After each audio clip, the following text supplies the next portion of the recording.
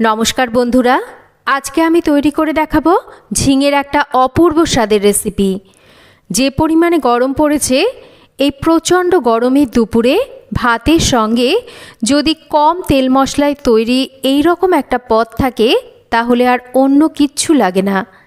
আজকে বানিয়ে দেখাবো বহু পুরনো ঝিঙের জল বড়া রেসিপিটা হয়তো অনেকেই বাড়িতে তৈরি করে থাকেন, তবে অনেকে কি করে তৈরি করতে হয় সেটা কিন্তু জানেন না।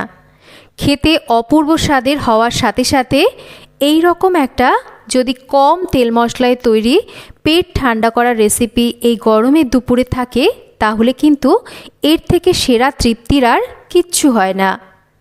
বানানো কিন্তু খুব সহজ আর তার সাথে সাথে খুব স্বাস্থ্যকরও একটা রেসিপি। তো আজকের এই ঝিঙের জল বড়ার রেসিপিটা তৈরি করার জন্য প্রথমে আমি কড়াইতে দিয়ে দিচ্ছি অল্প করে একটু সর্ষের তেল। তেলটা গরম হলে অল্প একটু কালো জিরে আর কয়েকটা চিড়ে নেওয়া কাঁচা লঙ্কা তেলের মধ্যে দিয়ে একটু হালকা করে ভেজে নিচ্ছি। কাঁচা লঙ্কা আর কালো জিরেটা হালকা করে ভেজে নেওয়া হয়ে গেলে সামান্য করে একটু হলুদ আমি তেলের ওপর দিয়ে দিচ্ছি।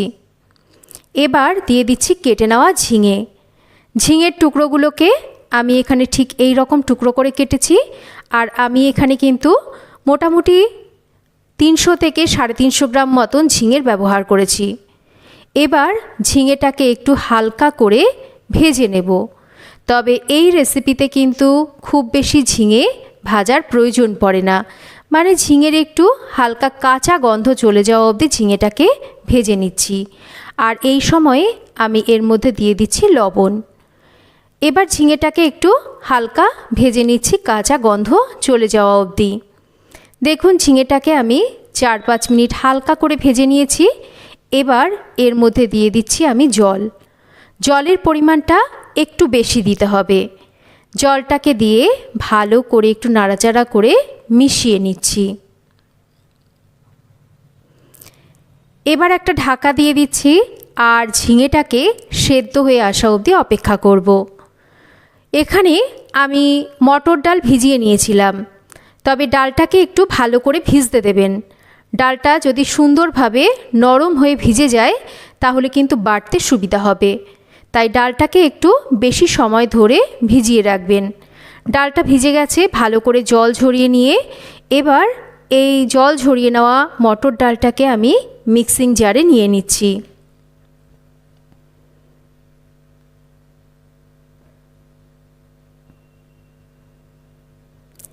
এই ডালের মধ্যে আমি 2 চামচ জল দিচ্ছি। এই ডাল বাটায় কিন্তু জল বেশি দেওয়া যাবে না, খুব সামান্য পরিমাণ একটু জল দিয়ে ডালটাকে আমি একদম মিহিভাবে বেটে নেব। ডাল বাটাটা যাতে একদম মিহি হয় সেটা কিন্তু মাথায় রাখতে হবে। আর এই রকম একদম শুকনোভাবে ডালটাকে বেটে নিতে হবে। দেখুন ঠিক এই রকম। এবার এই ডাল বাটাটাকে আমি একটা পাত্রের মধ্যে নিয়ে নিচ্ছি। এর মধ্যে দিয়ে দিচ্ছি একটু লবণ, একটু দিচ্ছি লঙ্কার গুঁড়ো। আপনারা চাইলে লঙ্কার গুঁড়ো স্কিপ করে কাঁচা লঙ্কা এখানে কিন্তু বাটাও দিতে পারেন। অল্প একটু মিষ্টি দিচ্ছি। এবার খুব ভালো করে ডাল বাটাটাকে ফেটিয়ে নিচ্ছি। ডাল বাটা অতি অবশ্যই খুব ভালো করে ফেটিয়ে নিতে হবে, তাতে বড়াগুলো কিন্তু খুব সফট হবে। দেখুন খুব ভালো করে ডাল বাটাটাকে আমি 5 থেকে 6 মিনিট মতন সময় ধরে ফেটিয়ে নিয়েছি।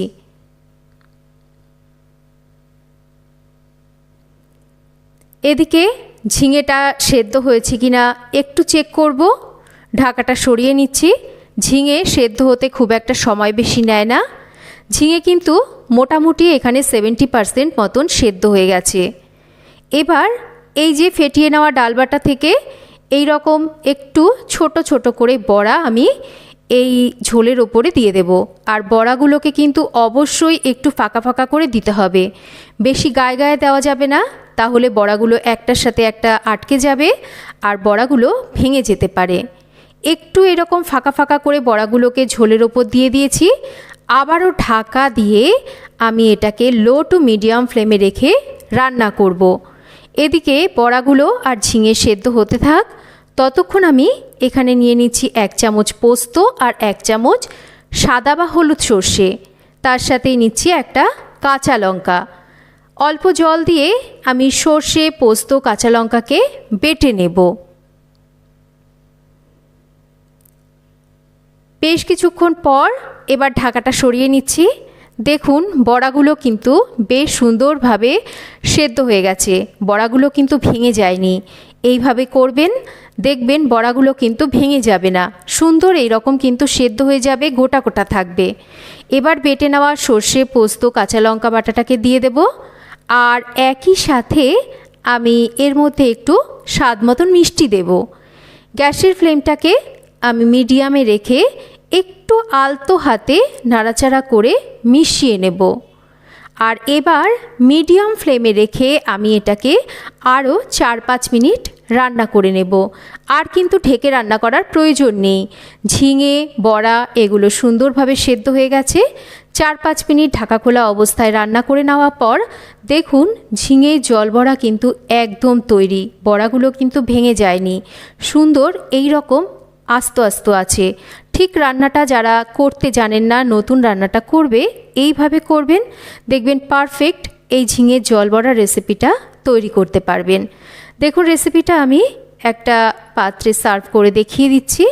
ঠিক এই রকমভাবে দেখতে আর খেতে অপূর্ব স্বাদের হয়।